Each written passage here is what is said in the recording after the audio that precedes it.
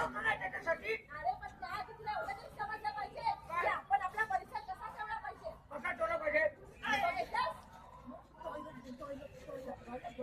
अरे ठुके घालाय शाळा. खूप मोठा श्रीमंतीचा प्लॅन आहे का रे तू? हे बघ अरे तुमच्या सगळ्यांना काय बोललं पाहिजे? अरे थुकेगा नाही साला. पण तू तर कधी सुधारणार नाहीस. तुझं तो पण आता अरे टॉयलेट मध्ये जायचं. बेसिन मध्ये, टॉयलेटच्या बेसिन मध्ये. पण आता काय करू? बेसिक कुठं? थैली आहे ना प्लास्टिकची.